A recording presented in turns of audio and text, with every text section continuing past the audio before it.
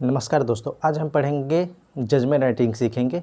मैंने पिछले वीडियो में बताया है कि आरोप पत्र कैसे बनाया जाता है, जिसका लिंक मैंने वीडियो के डिस्क्रिप्शन बॉक्स में दे रखा है। उसमें आप जाकर देख सकते हैं कि कैसे एक जजमेंट राइटिंग बनाया जाता है। उसमें मैंने एक केस का फैक्ट का भी जिक्र किया था, उसी केस में हम लोग जजमेंट राइटिंग सीखेंगे।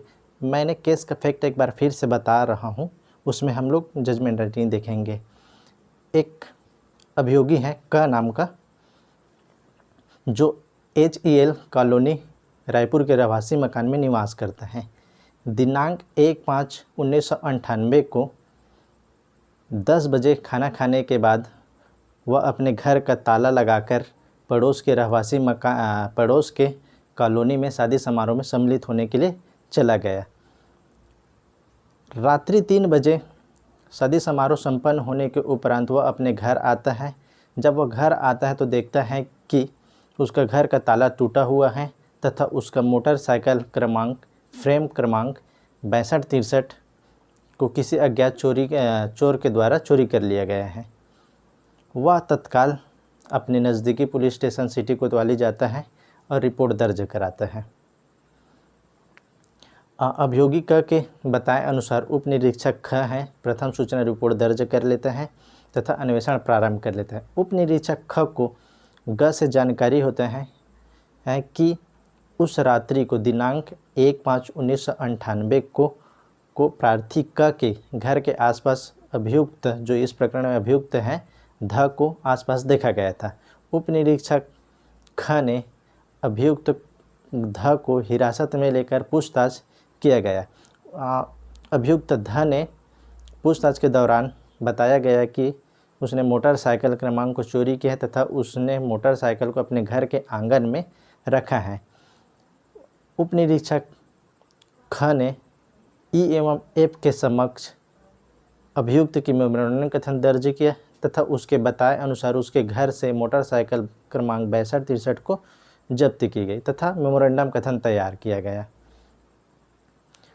मोटरसाइकिल जब्ती के उपरांत मोटरसाइकिल की पहचान कार्रवाई के लिए कार्यपालक दंडाधिकारी को पत्र लिखा गया।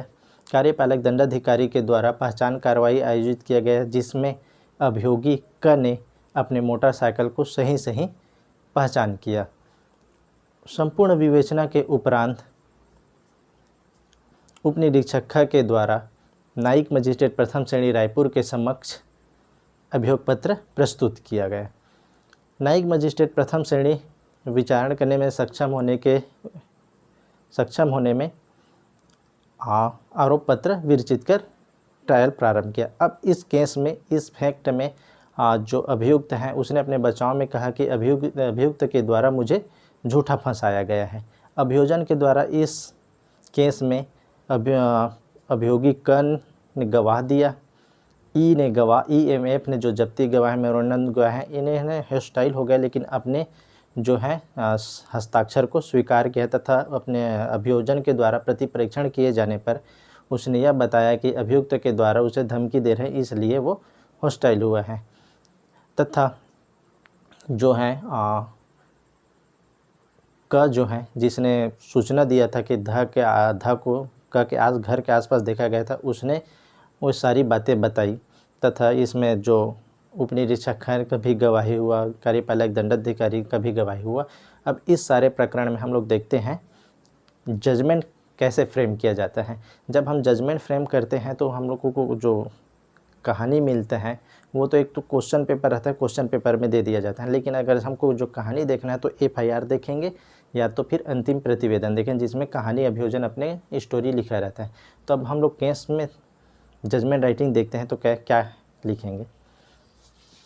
सबसे पहले हम लोग देखेंगे कोर्ट का नाम रहेगा, जिस कोर्ट का रहेगा उस कोर्ट का नाम रहेगा न्यायालय डैश मैंने नाम छोड़ दिया, वो जो पीठासीन अधिकारी रहता है उसका नाम रहता है, जो भी नाम रहेगा न्यायिक मजिस्ट्रेट प्रथम श्रेणी रायपुर, जिला रायपुर, छत्तीसगढ़।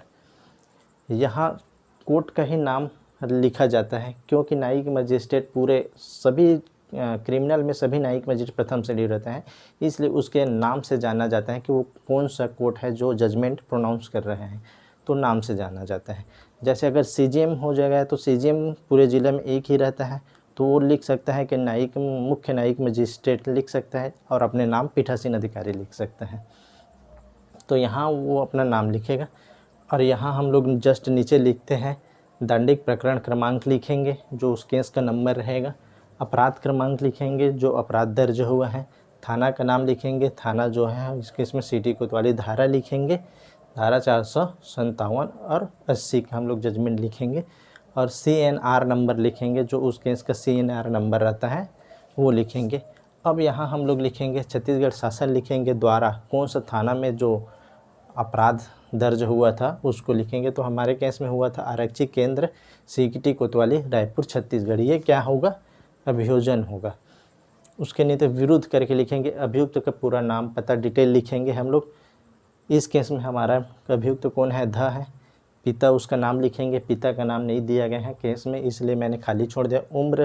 उम्र खाली छोड़ दिया है, जो भी रहेगा लिखेंगे। उसका निवास पता पूरा लिखेंगे।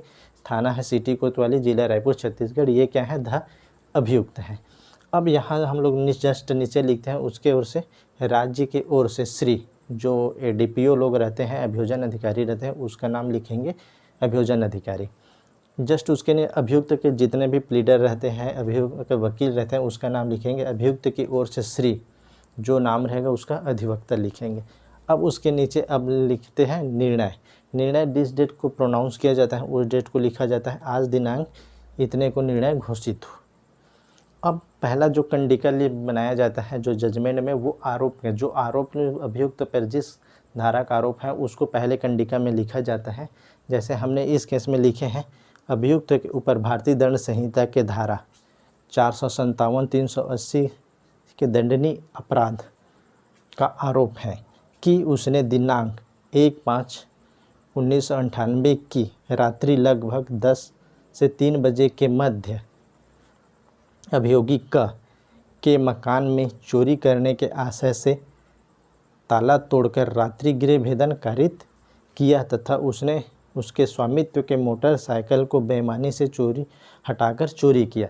तो ये उसकी जो जब पहला कंडिका देखते हैं तो उसमें पूरा वो आ जाना चाहिए जिसमें अभियुक्त की जानकारी हो जाए कि कौन सा धारा में उसको ट्रायल हुआ था। ये जानकारी होता है पहला कंडिका यहाँ तक हो गया। अब हम लोग नेक्स्ट कंडिका में जो लिखते हैं कंडिका 2 में वो देखेंगे।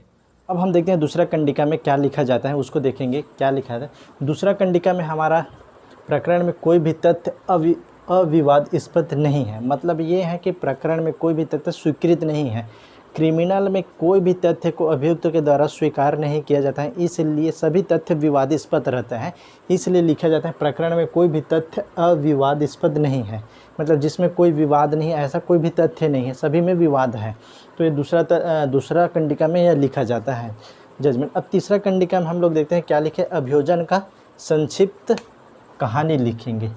जो अभियोजन का पूरा मामला क्या रहता है वो कंडिका 3 में लिखा जाता है। वो पूरी बातें हम लोग देखते हैं कि वो पूरा केस का वो कंटेंट रहता है। तो हम लोग देखते हैं हमारे केस में क्या क्या बातें हैं। अभियोजन का प्रकरण संक्षिप्त में यह है कि दिनांक 1/5/1998 के रात्रि लगभग 10 बजे अभियोगी का AHEL कॉलोनी में स्थित अपने मकान में ताला लगाकर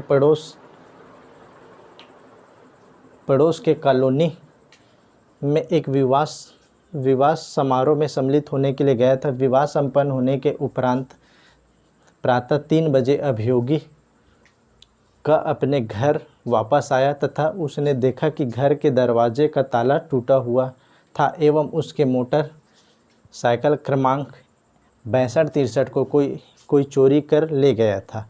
उसने तत्काल पुलिस स्टेशन सिटी कोतवाली पहुंचकर घटना की प्रथम सूचना रिपोर्ट लिखाई। उप निरीक्षक ख को अन्वेषण के दौरान ग से जानकारी मिली कि उसने घटना की रात्रि लगभग अभियुक्त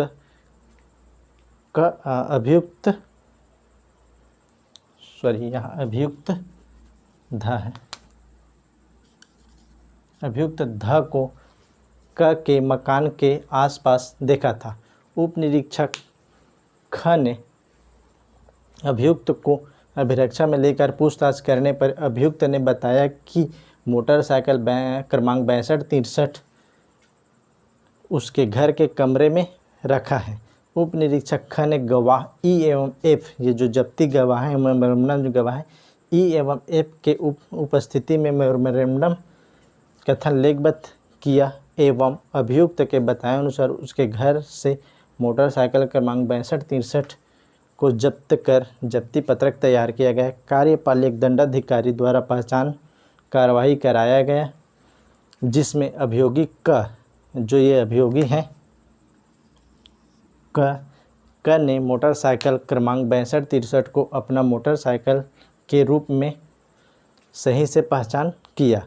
अन्वेषण पूर्ण होने पर पुलिस के द्वारा इस न्यायालय के समक्ष अभियोग पत्र पेश किया गया। ये कंटेंट जो नीचे लास्ट तक है ये अलग से लिखा जाता है हर केस में, जो अभियोग पत्र पेश किया गया है करके, तथा इस न्यायालय द्वारा अपराध का विचारण करने में सक्षम होने पर आरोप विरचित कर विचारण प्रारंभ किया गया। तो ये जो तीसरा कंडिका रहता है पूरी तरह से अभियोजन की कहानी को लिखा जाता है, या तो संक्षिप्त में लिखा जाता है या पूरा विस्तृत रूप में लिखा जाता है।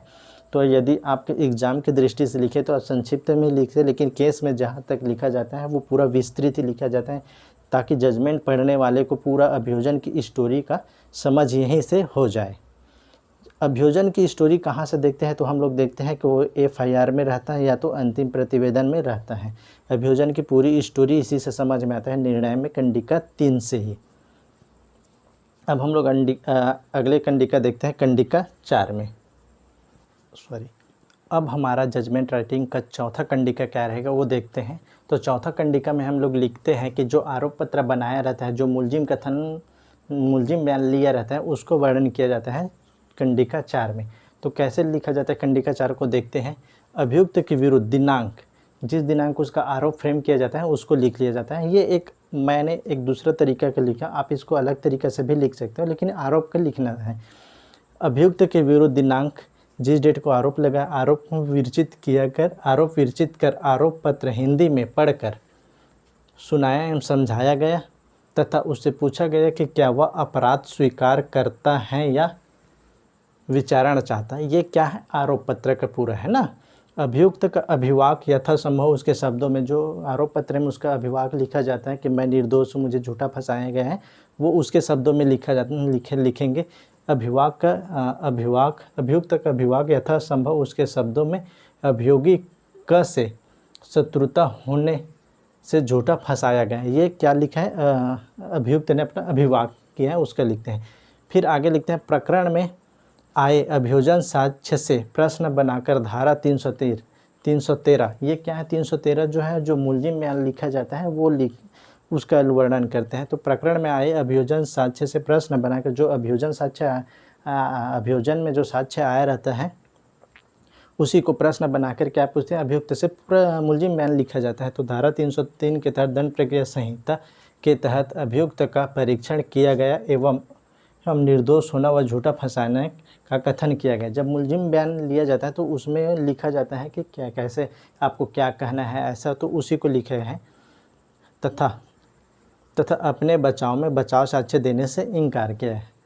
वही लिखते हैं जो मुलजिम बयान में है, वही लिखते हैं कि आप बचाव साक्ष्य देना चाहते हैं, तो उसने इनकार कर दिया गया।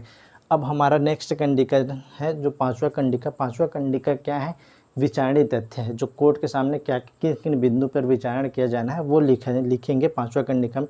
प्रकरण में न्यायालय के समक्ष निम्नलिखित विचारणीय प्रश्न है। तो क्या क्या विचारणीय प्रश्न है, तो हम लोग धारा 2 का विचारण करते हैं, धारा 457 और 380 का। तो देखते हैं दोनों में क्या क्या अपने विचारणीय प्रश्न न्यायालय के सामने है।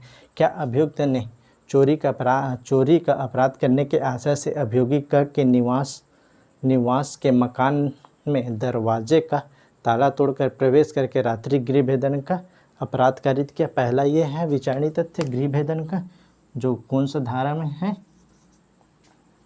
जो धारा 457 को बनता है रात्रि गृह भेदन का।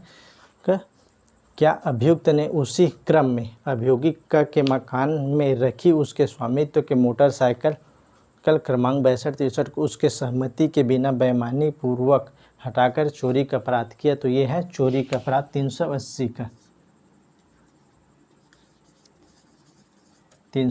IPC। तो ये दो विचारणीय प्रश्न हमारे सामने हैं। अब जो अभियोजन का जो साक्ष्य कराया जाता है उसका उल्लेख करेंगे कि कितना साक्ष्य अभियोजन ने अपने मामला के समर्थन में न्यायालय के सामने कराया गया है, तो उसका उल्लेख कर दिया जाता है कंडिका 6वां में। तो अभियोजन ने अपना मामला साबित करने के लिए निम्नलिखित साक्ष्यों का परीक्षण कराया। तो कितने साक्ष्यों का परीक्षण किया है न्यायालय में वो देखते हैं। अभियोगी का अभियोजन साक्ष्य 1 है, दूसरा है ग जो अभियोजन साक्ष्य 2 है, ई अभियोजन साक्ष्य 3, एफ अभियोजन साक्ष्य 4, कार्यपालक दंडाधिकारी अभियोजन साक्षी 5, उप निरीक्षक का अभियोजन साक्षी 6। तो 6 साक्ष्यों का अभियोजन ने अपना परीक्षण कराया मामला साबित करने के लिए। अभियुक्त ने अपने बचाव में किसी भी साक्षी का साक्ष्य देने से इनकार किया है, ये भी लिख देंगे कंडिका 6वां में। तो ये रहा कंडिका 6 तक हमारा जजमेंट राइटिंग। अब आगे कंडिका देखते हैं कि क्या है इसका।